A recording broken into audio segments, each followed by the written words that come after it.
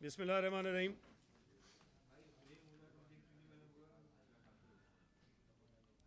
परसों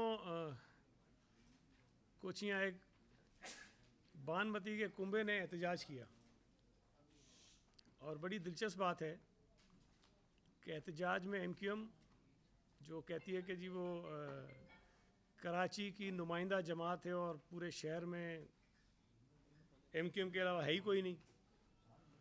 फिर पीटीआई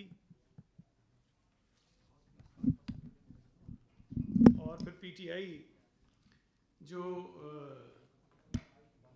कहती है कि जी कराची ने हमें सबसे ज़्यादा मैंडेट दिया है, 14 कौमी असम्बली की सीटें हैं और पता नहीं इतनी सूबाई असम्बली की सीटें। फिर फंक्शनली जो अपने आप को सिंध की बहुत बड़ी जमात कहती है, हालांकि वो तो सुकड़ते ही जा रहे हैं इलेक्शन में। फिर उसके बाद और कोई छोटी छोटी जमातें भी शायद उनके साथ थीं। उन्होंने मुजाहरा किया और आप लोग तो मौजूद होंगे, मैं तो नहीं था, लेकिन मेरा अंदाज़ा है कि शायद वहाँ जो मुजाहरीन की तादाद थी वो 1000 के अंदर अंदर थी और चंद 100 पे मुश्तमिल थी। झंडों का आपस में मुकाबला था और मेरी मालूमात के मुताबिक आपस में इस मुजाहरे से पहले भी लड़ाइयाँ हुई, मुजाहरे के दौरान भी लड़ाइयाँ हुई, इख्तलाफात हुए। लेकिन जो ये जमातें कहती रहीं कि जी हम ख़ास तौर पे कराची शहर के लोगों के मसले पर एहतजाज कर रहे हैं, तो मैं ये समझता हूँ कि उस मुजाहरे ने ख़ुद ये साबित किया कि कराची के लोगों ने उनको मुस्तरद किया है। और जिन लोगों को लाया भी गया वो कुछ वीडियोस मैंने देखी हैं, उन लोगों को झूठ बोलकर उस मुजाहरे में शिरकत के लिए लाया गया। पता नहीं किसी को कहा गया कि तुम्हें घर देंगे, किसी को कहा गया कि तुम्हें पता नहीं कोई ना कोई लालच दे के कोई झूठ बोल के उनको लाया गया और उन लोगों को लोकल गवर्नमेंट के कानून के मुतालिक शायद कुछ पता भी नहीं था, मालूम भी नहीं था।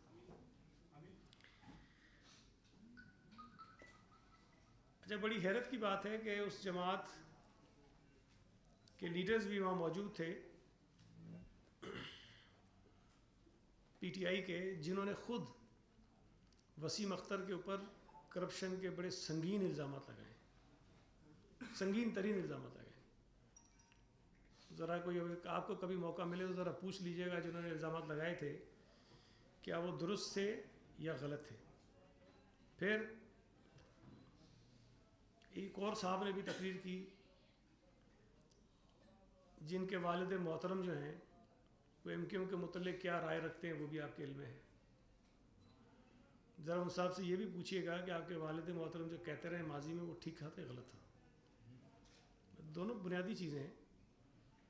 उनसे ये कहें कि आप जो तकरीर कर रहे थे उन दहशतगर्दों, उन कातिलों के साथ खड़े होकर जो वालिद साहब आपके फरमाते थे वो दुरुस्त था कि गलत था। और फिर पीटीआई से ये ज़रूर पूछिएगा कि आपके जो रहनुमा इल्ज़ाम लगाते रहे कि वसीम अख्तर ने और एमक्यूएम ने बड़ी करप्शन की है, और खैर दहशतगर्दी के भी लगाते रहे, लेकिन ये तो ताज़ा बात है ना, करप्शन के इल्ज़ाम उनके ऊपर, वो आपका मौक़िफ़ वही है या चेंज हो गया है? ये बातें मैं आपको सिर्फ इसलिए याद करा रहा हूँ कि ये जमातें एक दूसरे के पीछे पड़ी रही हैं कुछ अर्सा पहले तक। और फिर मेरा सवाल पीटीआई से और जीडीए के दोनों रहनुमाओं से है कि एमक्यूएम जो बार बार ये कहती है, और बैनर्स अब तक लगे हुए हैं, दीवारों पर चौकिंग आज भी हुई है, जो ये कहते हैं कि देही सिंध का शहरी सिंध पर कब्ज़ा नामंजूर, जो ये कहते हैं कि कराची के अस्पतालों पर गैर मकामियों का कब्ज़ा नामंजूर। फिर जमात इस्लामी ये कहती है कि कराची पर कब्ज़ा नामंजूर। जीडीए और पीटीआई के रहनुमाओं से सवाल आप ज़रूर पूछिए कि ज़रा एमक्यूएम से पूछें तो सही कि जो आप कहते हैं कि जी गैर मकामियों का कब्ज़ा अस्पतालों पर नामंजूर, ये गैर मकामी हैं कौन? इसकी वजाहत तो होनी चाहिए ना। जब आप किसी एक प्लेटफॉर्म पे इकट्ठे होकर एहतजाज करते हैं किसी एक मकसद के लिए, तो फिर किसी न किसी एक कॉमन एजेंडे पर आप इकट्ठे होते हैं। और यहाँ इकट्ठे हुए हैं ये बल्दियाती कानून के ऊपर। बल्दियाती कानून के ऊपर इनके उनका एक मौक़िफ़ है। वो कहते हैं कि जी अस्पतालों के ऊपर गैर मकामियों का कब्ज़ा नामंजूर। वो कहते हैं कि शहरी सिंध पर दही सिंध का कब्ज़ा नामंजूर। तो ज़रा उनसे पूछ तो लें कि क्या PTI और GDA MQM के इस मौक़िफ़ से इख्तलाफ करते हैं या इत्तफ़ाक़ करते हैं, क्योंकि ये लोगों को, आवाम को बेवकूफ़ बनाने वाला सिलसिला ज़्यादा अर्सा चलेगा नहीं। मैं जमात इस्लामी को भी एक तरफ रखता हूँ इसलिए कि वो इनके साथ अभी इसमें नहीं थी शामिल, लेकिन ये बहुत एक संगीन बात है कि पीपल्स पार्टी के बुग़्ज़ में, और ख़ास तौर पे जिस तरह मैंने परसों भी कहा कि जो अवामी मसाइल हैं, जो अवाम इस मुल्क की बद्दुआएँ दे रही है PTI को और इमरान खान की हुकूमत को, जो लानतान पूरे मुल्क में इनके ऊपर हो रही है, उससे लोगों की तवज्जो हटाने के लिए ये लोकल गवर्नमेंट के कानून को बुनियाद बनाकर एक ड्रामा कर रहे हैं। सवाल ये है कि भाई खैबर पख्तूनख्वा में भी वो कानून नहीं है जिसका मुतालबा आप यहाँ कर रहे हैं, पंजाब में भी नहीं है जिसका मुतालबा आप यहाँ कर रहे हैं, इस्लामाबाद में भी नहीं है जिसका मुतालबा आप कर रहे हैं, बलूचिस्तान में भी नहीं है जिसका मुतालबा आप यहाँ कर रहे हैं। तो ये सिर्फ़ और सिर्फ सूबा सिंध और ख़ास तौर पे कराची के अंदर ये ड्रामा क्यों हो रहा है? इसकी सिर्फ वजह यह है कि 350 अरब रुपए का जो मिनी बजट इन्होंने इस कौम के ऊपर, इस मुल्क के लोगों के ऊपर थोपा है, उससे आवाम की तवज्जो हटाना चाहते हैं। जो IMF के कहने पर स्टेट बैंक ऑफ पाकिस्तान को उनके पास गिरवी रख दिया है, उससे आवाम की तवज्जो ये हटाना चाहते हैं। परसों 4 रुपये 30 पैसे फ़ी यूनिट बिजली का इजाफा हुआ, कल 3 रुपये पेट्रोल की कीमत बढ़ी है, और सिर्फ 2 महीनों में पेट्रोल जो बिजली है उसकी जो उसके ऊपर वो फ्यूल एडजस्टमेंट चार्जेस लगाते हैं, पिछले महीने में 4.25 रुपये, इस महीने में 4 रुपये 30 पैसे, और पेट्रोल की कीमतें 15 दिनों में 7 रुपये इन्होंने बढ़ाई हैं। 7 रुपये। जब ये आए थे तो पेट्रोल की कीमत थी 87 रुपये फ़ी लीटर, और आज है 148 रुपये फ़ी लीटर। अंदाज़ा तो लगाइए कि क्या इन्होंने तूफ़ान और क़यामत भरपा की है। जब ये आए थे तो इस मुल्क के ऊपर कोई कर्जा था 25 अरब डॉलर का, आज 45 अरब डॉलर है। पीपल्स पार्टी की हुकूमत ने 5 सालों में, और PML की हुकूमत ने 5 सालों में जितना कर्जा लिया, उन दोनों 10 सालों की हुकूमतों से कई गुना ज़्यादा कर्जा ये 3 सालों में ले चुके हैं। आवाम की तवज्जो ये इससे हटाना चाहते हैं। पूरे मुल्क में गैस का शदीद तरीन बहरान है, लोगों को गैस नहीं मिल रही है, ना घरों में मिल रही है, ना इंडस्ट्रीज़ में मिल रही है, ना CNG स्टेशंस को मिल रही है। लोगों की तवज्जो वो इससे हटाना चाहते हैं। महंगाई, दवाई की कीमतें जो हैं वो रोज़ाना महंगी होती जा रही हैं, और ये जो मिनी बजट आया है इसकी वजह से और महंगी होंगी, उससे लोगों की तवज्जो हटाना चाहते हैं। जो चीनी का बहरान आया था, जो गंदम का बहरान आया था, जो यूरिया का बहरान इस वक्त चल रहा है, जो LNG का बहरान इस वक्त चल रहा है, जिसके पीछे PTI के ATMs का किरदार है, जिन्होंने हज़ारों अरब रुपए पाकिस्तानी कौम की जेबों से निकाल दिए हैं, उससे लोगों की तवज्जो हटाना चाहते हैं। अब सवाल ये पैदा होता है कि क्या इस वक्त पाकिस्तानी कौम का मसला गैस की किल्लत है, महंगाई है, पेट्रोल की बढ़ती कीमतें हैं, बिजली की बढ़ती कीमतें हैं, दवाओं की बढ़ती कीमतें हैं, चीनी की बढ़ती कीमतें हैं, गंदम की बढ़ती कीमतें हैं, दाल चावल की बढ़ती हुई कीमतें हैं, रोटी की बढ़ती हुई कीमतें हैं, या ये लोकल गवर्नमेंट का कानून जिसको हमने ठीक कर दिया है, बेहतर कर दिया है, या वो है? ये सिर्फ और सिर्फ इस मुल्क के लोगों को डीप ट्रैक करने के लिए जो PTI का एक शेवा है, हमेशा से शेवा है।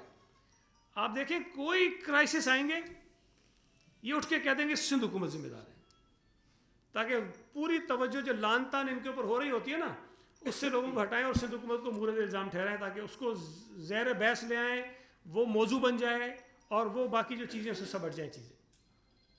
अभी मैं कल वो TV पे ही देख रहा था कि मरी में जो वाक़या हुआ जिसमें 23 लोग शहीद हो गए, उसकी एक रिपोर्ट आई है। यहाँ तो 23 लोगों को अगर कुत्ता काट ले تو یہاں اتنا شور مچتا ہے، وہاں 23 لوگوں کا قتل ہوا ہے. وہ جنگل میں نہیں تھے، صحرا میں نہیں تھے، کسی بیابان میں نہیں تھے، پہاڑوں پر نہیں تھے، وہ اسلام آباد سے کوئی 1 گھنٹے کی ڈرائیو پہ تھے. اگر اسلام آباد سے لوگ پیدل بھی نکلتے ان کو بچانے کے لیے تو وہ بچ جاتے، مری سے پیدل نکلتے تب وہ بچ جاتے. وہ لوگ چیختے رہے، ان کے خاندان چیختے رہے، ان کے خاندان رابطہ کرتے رہے ان سے. کسی کی کوئی حس نہیں جاگی کہ 22 گھنٹے بعد وہ لوگ پتہ نہیں کس طرح بیچارے اس دنیا سے چلے گئے، ان کی حالت کیا ہوگی، ذرا تصور تو کریں آپ.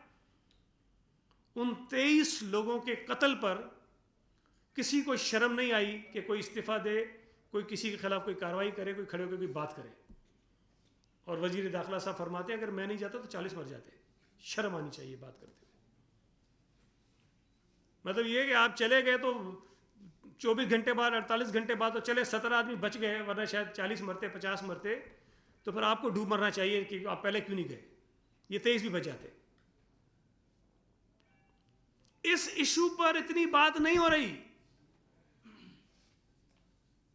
23 لوگ اس طرح بے سر و سامانی کے عالم میں بے کسی، پتہ نہیں بیچاروں کی کیا صورت حال ہوگی کہ بچے بھی اس میں تھے، بزرگ بھی اس میں تھے، نوجوان بھی اس میں تھے. کن حالات میں وہاں انہوں نے وقت گزارے ہوں گے 22 گھنٹے 24 گھنٹے جس میں وہ مر گئے. کہتے انتظامیہ ذمہ دار تھی. یہاں کوئی واقعہ ہو جائے چھوٹے سے چھوٹا تو بلاول بھٹو ذمہ دار ہے، وزیر اعلیٰ ذمہ دار ہے. وہاں 23 آدمی مر گئے بے سر و سامانی کے عالم میں، اسلام آباد سے 1 گھنٹہ دور، اور بس انتظامیہ ذمہ دار ہے. یہ کر دو، یہ کر دو، یہ کر دو. بھائی بات اس پہ ہونی چاہیے کہ بڑے فخر سے جو وزیر یہ کہہ رہے تھے کہ 1 لاکھ سیاح جو ہیں وہ چلے گئے، 1 لاکھ گاڑیاں پتہ نہیں کیا انہوں نے بتائی کہ وہاں گئی ہیں. پھر کہتے ہیں جی جب اتنی جگہ نہیں لوگوں کو جانا نہیں چاہیے، جب ہم نے بتایا تھا کہ برابری لوگوں کو جانا نہیں چاہیے. 1 دن پہلے آپ فخر سے کہہ رہے ہو کہ 1 لاکھ گاڑیاں چلی گئی ہیں جو معیشت کی ترقی کی نشانی ہے، اور اگلے دن آپ کہتے ہیں نہیں لوگوں کو تو جانا نہیں چاہیے تھا. مطلب اس میں بھی قصور ان کا جو بیچارے گئے تھے کہ آپ گئے کیوں تھے. جانے والوں کو کیا پتا کہ وہاں لاکھ گاڑیاں، جانے والوں کو کیا پتا کہ اتنے نالائق نائل ترین جو ہے وہاں حکمراں بیٹھے ہوئے ہیں. اس پر بات نہیں ہو رہی ہے. یہاں ایک وہ عمرانی نیازی سرکس کے جوکر جو ہیں، جو بڑا ٹولہ ہے، خیر جوکروں کی بہت بڑی تعداد ہے، لیکن اس میں ایک چول وزیر ہیں جو چولوں کے بھی سردار ہیں. وہ بے تکی بہت ساری باتیں کر رہے تھے. بھائی آپ چھوڑ دیں ساری باتوں کو. احمد جواد جو آپ کے انفارمیشن سیکرٹری تھے، جنہوں نے آپ کے متعلق جو کہا ہے اس کا جواب دیں. مجھے تو نہیں پتا، سچی بات ہے. انہوں نے کہا کہ وہ جب یہاں UC کا الیکشن لڑے تھے جو ہار گئے تھے، اس وقت انہوں نے شاید اپنے ایسٹس بتائے تھے وہ 5,000 10,000 تھے. میں نے نہیں چیک کیے، ہو سکتا ہے اتنے، مجھے نہیں پتا کتنے تھے. اور ابھی وہ کہتے ہیں کہ ہمارا پتی ہو گئے. احمد جواد صاحب نے کہا ہے، یقیناً وہ آپ کو مجھ سے زیادہ جانتے ہوں گے، اس کے جو ہے وہ جواب ضرور دینا چاہیے. اور میں پریس کانفرنس دیکھ رہا تھا تو ایک صاحب ان کو کہہ رہا تھا یہ بھی کہو یہ بھی کہو کہ ہماری ویکسین نہیں مل رہی ہے. تو ان کو ویکسین بھی بھجوا دیں گے اگر ان کو ضرورت ہے اس بات کی. تو کوئی کلپ تھا، پتہ نہیں آپ لوگوں نے بنایا ہوگا، وہ چول وزیر تقریر کر رہا تھا، وہ پیچھے سے کہہ رہا تھا ہماری ویکسین کی بات کرو، ہماری ویکسین کی بات کرو. تو وہ ویکسین بھی ہم جہاں نہیں ہوگی ان کو پہنچا دیں گے، اگر ان کو چاہیے تو گھر پہ بھجوا دیں گے. ان کے کیا تھی یہ کہا تھا اس نے؟ اچھا میں نے یہ سنی، پتہ نہیں کسی نے بنا کے بھیجی تھی. وہ کہہ رہا تھا کہ ہمیں ویکسین نہیں مل رہی، ہماری ویکسین کی بات کرو. دیکھیں MQM نے جو کچھ اس شہر کے ساتھ کیا، مجھے سچی بات ہے آپ میں سے پتہ نہیں کتنے صحافی دوست ایسے ہیں جو اس وقت بھی شہر میں صحافت کر رہے تھے جب MQM کی دہشت گردی یہاں عروج پہ تھی. کئی صحافیوں کو شہر چھوڑ کے جانا پڑا جو اپنا مزاج نہیں بدل سکتے تھے. کس طرح آپ کو بلا کے وہاں 4-4 گھنٹے انتظار کرایا جاتا تھا، پھر کس طرح آپ کو 4-4 گھنٹے وہ بے تکی تقریریں سننے پر مجبور کیا جاتا تھا. پھر سارے چینلز کو 4-4 گھنٹے وہ تقریریں لائیو چلانے پر جو ہے مجبور کیا جاتا تھا. پھر کس طرح اخبارات کو وہ ساری تقریریں پوری چھاپنے پر مجبور کیا جاتا تھا، اور جو اخبار نہیں چھاپتا تھا اگلے دن وہ مارکیٹ میں بکتا نہیں تھا. جو ٹی وی چینل پوری تقریر نہیں چلاتا تھا اگلے دن وہ کیبل سے غائب ہو جاتا تھا. جو صحافی تھوڑا وہاں آنکھ دکھاتا تھا اس کو مرغا بھی بناتے تھے سنائیں, کان بھی پکڑواتے تھے سنائیں اس کو. یہ دن آپ نے دیکھے سارے. آج وہ بیٹھ کے درس دے رہے ہیں سب کو اور کہہ رہے ہیں ہم کراچی کے خیر خواہ ہیں. کراچی شہر میں 3 دن کی ایک ہفتے کی ہڑتالیں کسی کو یاد نہیں ہیں. ہڑتالیں کرواتے تھے, اور ہڑتالیں کیسے ہوتی تھی یہ بھی آپ کو پتہ ہے. ہمارے آج جو یہ بزنس کمیونٹی کے لوگوں کو بٹھا کے ان کے ساتھ بڑے بڑے اجلاس کریں, مجھے حیرت ان پہ ہوتی ہے. اگر ان بزنس کمیونٹی کے لوگوں کو زیادہ شوق ہے, میں نام بتا دوں گا کون کون کلیکشن کرتا تھا ان کے لیے. پیسے اکٹھے کر کے دیتے تھے ان کو, اپنے سارے جو ان کی تنظیمیں ان سے, سارے انڈسٹریل ایریاز والے ان کو بھتے دیتے تھے. ساری دکانوں کی جتنی مارکیٹس بنی ان کو بھتے دیتے تھے. یہ آج وہ کہتے ہیں بلدیاتی قانون ہمیں منظور نہیں ہے. بھائی بلدیاتی قانون میں کیا برائی ہے پہلے یہ تو بتاؤ. صرف بغض ہے پیپلز پارٹی میں اور ایم کیو ایم کے خوف کے سائے میں اس طرح کی سیاست جو ہے ہم دوبارہ پیدا نہیں ہونے دیں گے. اس شہر کے لوگوں نے بہت قربانیاں دی ہیں. اس شہر میں بے گناہ نوجوان شہید ہوئے ہیں اور بلا وجہ مارے گئے ہیں. کوئی اس لیے مارا گیا کہ وہ پٹھان تھا, کوئی اس لیے مارا گیا کہ وہ پنجابی تھا, کوئی اس لیے مارا گیا کہ وہ سندھی تھا, کوئی اردو بولنے والا اس لیے مارا گیا کہ وہ ایم کیو ایم کے ساتھ نہیں تھا, یا وکیلوں کو زندہ جلایا گیا. 12 مئی کا واقعہ بھول گئے کہ کس طرح یہ ججوں کی تسلیل کی گئی تھی. کس سے ڈکی چھپی باتیں ہیں یہ. 12 مئی کا جب کیس چلتا ہے تو کورٹ کے اندر ہزاروں لوگوں کو گھسا دیا جاتا تھا کہ وہ کیس کی پیروی نہ ہو سکے. یہ باتیں لوگوں کو یاد نہیں ہیں. آج وہ پارسا بن کے کھڑے ہوئے کہ جی کراچی کے ساتھ زیادتی ہو رہی ہے. زیادتی یہ ہو رہی ہے کہ کراچی میں امن قائم ہو گیا ہے. زیادتی یہ ہو رہی ہے کہ تمہاری بدماشی نہیں چل رہی ہے. زیادتی یہ ہو رہی ہے کہ تمہاری بتاخوری بند ہو گئی ہے. زیادتی یہ ہو رہی ہے کہ لوگ تمہارے اشارے پر اب کان دھرنے کو تیار نہیں ہیں. تمہاری نفرت انگیز سیاست کے ساتھ لوگ چلنے کو تیار نہیں ہیں. کینٹونمنٹ بورڈ کا الیکشن کا رزلٹ اٹھا کے دیکھیں تو ذلت آمیز شکست ہوئی ہے ایم کیو ایم کو. ذلت آمیز. NA 249 کا رزلٹ اٹھا کے دیکھیں ذلت آمیز شکست ہوئی ہے. PS 88 کا رزلٹ دیکھیں ذلت آمیز شکست ہوئی ہے. اور آنے والے بلدیاتی الیکشن میں یہ خوف ہے جو PTI کو, جماعت اسلامی کو, ایم کیو ایم کو کھائے جا رہا ہے کہ ہمارا حشر برا ہونا ہے. اس لیے وہ لسانیت کی بنیاد پر لوگوں کے جذبات کے ساتھ کھیل کر ایک مرتبہ پھر کراچی شہر میں وہ نفرت کی سیاست کو آگے بڑھانا چاہتے ہیں. اور PTI بھی ان کے ساتھ ملی ہوئی ہے, GDA بھی ان کے ساتھ ملی ہوئی ہے بغض پیپلز پارٹی. اور اپنی وہ جو میں نے بتایا نا جو عوامی ایشوز ہیں اس سے توجہ ہٹانے کے لیے. یہاں صرف ایک چیز میں بتا دوں کہ لوکل گورنمنٹ میں ایک چیز ایسی ہے جو بلدیاتی اداروں سے واپس ہوئی ہے, وہ ہیلتھ اور ایجوکیشن ہے.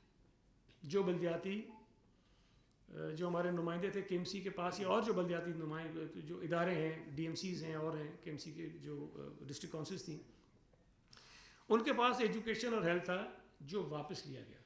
اور میں پھر کہہ رہا ہوں کہ اس پر بھی پارٹی کے اندر بھی حکومت کے اندر بھی مختلف موقف تھا لوگوں, لیکن بڑی نیک نیتی سے لیا گیا. اور اس کے پیچھے بھی دیکھیں یہ کوئی ایسی چیزیں نہیں ہیں کہ جس سے سندھ حکومت کو کوئی آمدنی ہوگی. اسکولوں کی حالت آپ کو پتہ ہے, ڈسپنسریز کی حالت آپ کو پتہ ہے, ہم اس کو بہتر کرنا چاہتے ہیں. لیکن بہرحال یہ چیزیں جو ہے وہ اس پہ مزید بات ہو سکتی ہے, کوئی اتنا ایشو نہیں. لیکن اس کے علاوہ اس سے ہٹ کے ہم نے جتنے کام کیے ہیں ہم نے امپاور کیا ہے, پولیٹیکلی بھی, ایڈمنسٹریٹولی بھی اور فائنینشلی بھی. فائنینشلی بھی امپاور کیا ہے. یہاں نہ 2001 کے قانون میں, نہ 79 کے قانون میں, نہ 2013 کے قانون میں جو میئر ہے اس کا سالڈ ویسٹ میں کوئی کردار تھا. بالکل نہیں تھا. 2001 میں بھی نہیں تھا, 79 میں بھی نہیں تھا, 2013 میں بھی نہیں تھا. پہلی مرتبہ کسی بلدیاتی قانون میں سالڈ ویسٹ کا جو فنکشن ہے وہ میئر کو دیا جا رہا ہے. اس کو اس کا چیئرمین بنایا جا رہا ہے. یہ گناہ کر رہے ہیں بہت بڑا. وسیم اختر ہر جگہ کھڑے ہو کے کہتے تھے مجھے تو جھاڑو دینے کا بھی جو ہے نا اختیار نہیں ہے, مجھے تو کچرا اٹھانے کا بھی اختیار نہیں ہے. اب دے رہے ہیں تو اعتراض ہے. واٹر بورڈ میں میئر جو تھا وہ ممبر تھا اس بورڈ کا. ہم نے اس کو شریک چیئرمین بنا دیا ہے، اس پر بھی اعتراض ہے۔ پراپرٹی ٹیکس کی کلیکشن سندھ گورنمنٹ کرتی تھی، وہ کلیکشن ہم نے ان کو دے دی ہے، اس پر بھی اعتراض ہے۔ پہلی مرتبہ ہم نے معذوروں کے لیے اور ٹرانسجینڈرز کے لیے نشستیں رکھی جو پاکستان میں کہیں نہیں ہیں، اس پر بھی اعتراض ہے۔ 10 صوبائی محکمے، 10، جس میں پولیس، ہیلتھ، ایجوکیشن اور اس کے علاوہ اور 7-8 محکمے ہیں، جن کو جواب دہ کیا گیا ہے ان بلدیاتی نمائندوں کے سامنے، یہ اختیار دے رہے ہیں، اس پر بھی اعتراض ہے۔ اب سوال یہ پیدا ہوتا ہے کہ بھئی اب چیزیں اگر بہتر کر رہے ہیں، اس پہ کیا پہلے اعتراض تھا کہ جی سیکرٹ ہونا چاہیے، یہ اوپن ہونا چاہیے میئر کا الیکشن اور ٹاؤن کے چیئرمین کا، ہم نے مان لی تمہاری بات، بھائی کر لیا، گورنر صاحب نے فرمایا، ہم نے کر دیا۔ انہوں نے کہا جی باہر سے کسی کو امیدوار نہیں ہونا چاہیے، کونسل کا ممبر ہونا چاہیے، ہم نے مان لیا آپ کی بات۔ آپ نے کہا کہ جی شیڈول کی امینڈمنٹ جو ہے وہ کیبنٹ کے پاس نہیں ہونی چاہیے، اسمبلی کے پاس ہونی چاہیے، ہم نے مان لیا۔ آپ نے کہا کہ ان کی جو مدت ہے وہ فلاں وقت سے شروع ہونی چاہیے، فلاں وقت سے نہیں ہونی چاہیے، ہم نے مان لیا۔ جو چیزیں گورنر سندھ نے ان کی مشاورت کے بعد اسمبلی کو بھیجی آبزرویشنز، ان میں سے اکثریت ہم نے مان لی۔ اب اگر قانون کو اچھا کرنے کے بعد بھی ان کو اعتراضات ہیں، اور بڑی عجیب عجیب باتیں کبھی کہتے ہیں کہ جی یہ جو ترامیم میں واپس لیں، میں تو کہتا ہوں واپس لے لینی چاہیے، ٹھیک ہے پرانے پہ آ جاؤ، اگر اس پہ تمہیں پسند نہیں ہے، تمہیں تکلیف ہے تو پرانے 2013 پہ آ جاؤ، اس پہ تم پہلے الیکشن لڑ چکے ہو، ہمیں تو اس پہ بھی کوئی اعتراض نہیں ہے، ہم نے تو بہتر بنانے کے لیے کیا ہے۔ اگر اس بہتری پر بھی اعتراض ہے اور آپ کہتے ہو کہ ان ترامیم کو واپس لو، تو میں بھی گزارش کروں گا حکومت سندھ سے، کیبنٹ سے، اسمبلی سے، کہ ساری ترامیم واپس کر لو اگر اس پہ ان کو اعتراض ہے۔